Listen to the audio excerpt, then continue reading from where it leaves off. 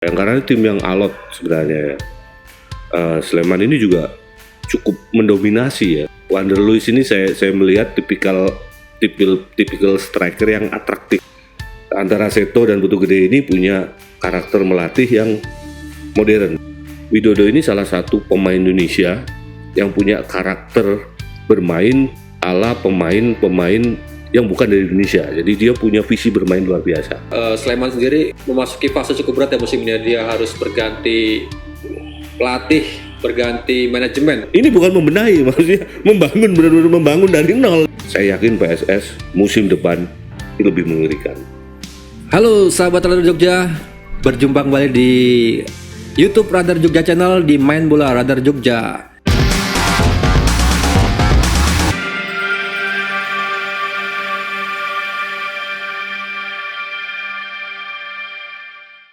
Kita masih ngomongin sepak bola ya tentunya. Kali ini masih bersama dengan narasumber yang sama, ada Bung Ananto.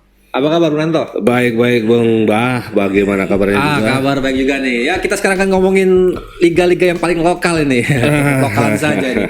Karena kita tinggal di Yogyakarta, tentunya ada dua klub kesayangan yang sedang berkompetisi di satunya sudah tetap bertahan di Liga 2 ya. Dan masih misalkan klub Jogja asal Sleman yang sedang berjuang untuk bisa lepas dari degradasi. Ada PSS Sleman. PSS Sleman saat ini ada di peringkat ke 12 dengan poin yang cukup tipis, 32 poin dari 29 pertandingan. Hanya selisih 6 poin saja dengan tim yang ada di zona degradasi. Dan ini menjadi pelatih Putu Gede ini harus bisa berjuang ini untuk bisa melepaskan Superlang Jawa dari zona degradasi dan bisa bertahan di Liga 1. Ya, bagaimana analisisnya langsung kita tanyakan saja kepada Bung Ananto. Gimana nih peluang Sleman untuk bisa bertahan di Liga 1? Putu Gede ini seorang coach yang punya visi permainan sepak bola modern ya. Dia tidak di awal-awal dia pegang tim. Kalau nggak salah waktu itu Liga 2 ya, Persekat Tegal kalau nggak salah. Dan Persekat Tegal ini bukan tim yang jelek. Dari polesannya Putu Gede ini saya cukup surprise. Saat Putu Gede main, dia gelandang jangkar, libero midfield, dia tanpa kompromi. Pokoknya bola lewat, yang penting orangnya nggak boleh lewat. Orangnya lewat, bolanya nggak boleh lewat. Itu pemain yang punya luar biasa Putu Gede ini, dan dia punya karakter. Tapi saat dia pegang tim, luar biasa sekali visi bermain visi dia melatih bola ini, melatih tim ini, dia punya visi yang luar biasa, berbeda dengan pelatih tradisional lainnya. Saya bilang pelatih tradisional, bukan, saya tidak mengecilkan pelatih lain. Banyak juga pelatih yang punya visi sepak bola modern gitu kan. Dia bermain kompak, dia memaksimalkan kerja sama tim, dia tidak gampang melepas bola. Dia kalau pemain pegang bola itu diminta untuk berpikir dengan cepat. Ini bola mau dikemanakan, mau diapaan, di keeping, di shooting, atau di passing gitu kan. Nah kalau passing pun saya melihat pemain PSS ini juga tidak ceroboh. Dia pasti melihat kawannya yang berdiri dalam posisi menguntungkan. Dalam sepak bola itu kan rumusnya kan begini kan. Kalau misalnya kita bertahan, kita dalam posisi bertahan, pemain yang mengawal pemain lawan itu minimal lebih dari pemain lawan yang menyerang. Misalnya pemain lawan yang sedang menyerang, dia 2 pemain, kita pasti harus cover 3 pemain gitu kan. Ya kan? Waktu menyerang pun itu juga sebaliknya sama. Kita juga akan melihat jumlah pemain kita yang lebih menguntungkan dibanding dengan pemain defense lawan. Nah, ini yang saya lihat pada awal-awal Putu Gede pegang PS Sleman. Saya ingat, saya pernah baca di sebuah media waktu itu, Putu Gede itu begitu keras pada anak asuhannya.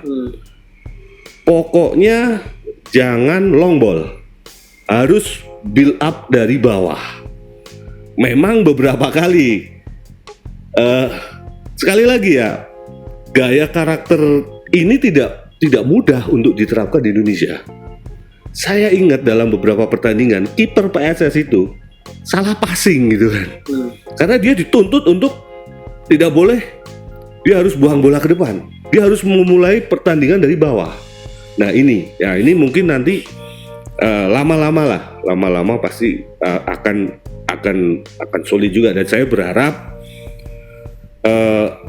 Putu Gede ini aset penting sebenarnya ya. Yeah.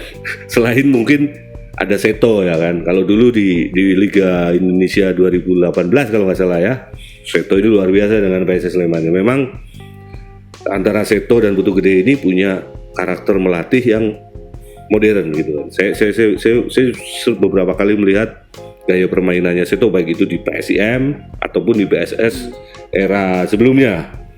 Makanya waktu PSS ke PSIM kemarin masuk 4 besar kalau nggak salah ya. 4 besar gitu kan. Saya dari awal tim ini dibangun, saya sempat ngomong sama Bung Bahana gitu kan. Tim ini minimal semifinal. Dan ternyata betul. Ya kan? Dan karena gaya bermainnya bagus dan dia menerapkan aspek-aspek sepak bola yang modern lah. Ya seperti diketahui juga bahwa Sleman sendiri memasuki fase cukup berat ya musim ini. Dia harus berganti pelatih, berganti manajemen. Di internal PES sendiri sempat ada masalah kan, ada pergantian dari CEO-nya Marcio ke yang baru ini, dan ada juga netizen pendukung Sleman fans menggerakkan tagar Dejan out, Arthur out. Itu juga menjadi sebuah problem. Saya rasa Ibu Tugede juga sangat kesulitan ya untuk membangun tim baru, manajemen baru dan orang-orang baru, sehingga perjalanannya di sisa liga ini memang cukup berat. Mungkin seperti itu juga ya. Ya kalau saya bisa menyimpulkan begini Bung Bah. Jadi PSS ini seperti memulai sebuah kompetisi, sebuah musim baru gitu kan. Iya, jadi tanpa pramusim. Tanpa pramusim, dan sepertinya mereka itu tidak tidak melalui musim pertama ini kan. Jadi saya juga respect karena dari hasil pertandingan ini memang tidak begitu 100% poin semua gitu kan. Tapi ada beberapa pertandingan yang mampu menghasilkan poin yang maksimal. Ini sebuah hal yang luar biasa menurut saya. Jadi teman-teman dari supporter pun juga mungkin melihat ini kan, melihat ini harus dilihat juga oleh supporter ya. Harus dilihat juga karena apa? Ini seolah-olah PSS ini membangun tim baru gitu. Wah, ini benar-benar baru karena mayoritas pemainnya hampir mungkin 80% ya ganti semua. Pelatihnya juga ganti, manajemennya ganti, dan bahkan juga direkturnya juga ganti gitu kan. Dan ini kan seperti tim yang baru ya. Tim yang bukan tim yang baru saja menyelesaikan putaran pertama gitu kan. Tapi ini baru memulai kompetisi sebenarnya. Nah, ini sebenarnya PSS, dan mereka tidak punya persiapan yang panjang. Dan untuk membangun tim, Putu Gede membangun tim ini juga saya lihat nggak ada waktu yang cukup bagi dia untuk membenahi tim ini. Ini bukan membenahi, maksudnya benar-benar membangun dari nol ini. Apalagi gitu. Mereka kehilangan kunci mereka, Irfan Jaya ya, itu sangat kelihatan sekali nampaknya ya. Iya, ya pastilah karena di awal kompetisi mereka sangat bergantung sekali dengan Irfan Jaya. Iya, karena Irfan ini kan salah satu tipikal pemain yang bisa mengubah pertandingan ya. Jadi dia game changer gitu kan. Kalau waktu lihat aja di timnas waktu itu kan lawan Malaysia kan, posisi 1-0. Kemudian muncullah Irfan Jaya gitu kan. Ya, kita tidak menafikan peran dari pemain-pemain lain, tapi pemain ini bisa mengubah pertandingan. Nah, itu yang sekarang dialami oleh PSS kehilangan Irfan Jaya ini. Tapi itu memang sudah keputusan manajemen gitu kan ya, apalagi dan kita nggak boleh meratapi itu. Yang jelas saya sih begini, kalau tim ini gini, kalau kompetisi ini selesai dan PSS berhasil bertahan di Liga 1, ini tinggal dikembangkan saja tim ini. Ini pondasinya sudah ada. Pondasi milik Putu Gede ini sudah ada. Tinggal menambah beberapa pemain yang punya karakter bermain yang dimaui oleh Putu Gede. Karena gaya melatihnya Putu Gede ini tidak seperti pelatih-pelatih tradisional lain. Dia sudah menerapkan sepak bola yang dalam tanda kutip, saya bilang tadi, sepak bola modern. Memang mengadopsi cara bermain sepak bola modern ke sepak bola Indonesia itu tidak mudah karena harus mengubah mindset pemain. Oke lah, sehebat-hebatnya pelatih, tapi tetap yang menjalankan instruksi di lapangan itu kan pemain kan. Nah ini kan bagaimana nanti kalau dipertahankan Putu Gede, saya berharap sih ya dipertahankan lah karena ini pelatih berkualitas saya lihat itu kan. Ini dari kacamata saya loh ya. Ini pelatih yang cukup bagus dan kalau dia misalnya dikasih peluang untuk memilih pemain sesuai dengan selera dia, saya yakin PSS musim depan ini lebih mengerikan dan gaya permainannya nanti enak sekali untuk ditonton. Ya, jadi ini kita awalnya saya melihat PSS di putaran pertama itu seperti roller coaster. Ya kan, naik turun dan gaya permainannya juga karakter permainannya tidak kelihatan. Beberapa kali menang, beberapa seri melawan tim-tim besar, tapi karakter permainannya belum kelihatan. Tapi di tangan Putu Gede ini sudah mulai kelihatan nih. Ya, tapi karakternya kelihatan ya. Iya, jadi ngotot gitu kan. Ngotot mainnya. Tentu kalau ngotot semuanya bisa ngotot. Tapi ngotot dengan visi bermain yang bagus, ini tidak semua pemain, tidak semua tim bisa gitu. Tapi kalau saya lihat, ini dari kacamata saya, tim ini sudah mulai terbentuk, baru pondasinya. Dan Putu Gede ini kan nggak punya pilihan banyak pemain waktu itu kan. Pemain yang tersedia di transfer window itu juga minim kan. Dia banyak ambil pemain Liga 2 kemarin ya. Apalagi dengan kualitas pemain-pemain, saya tidak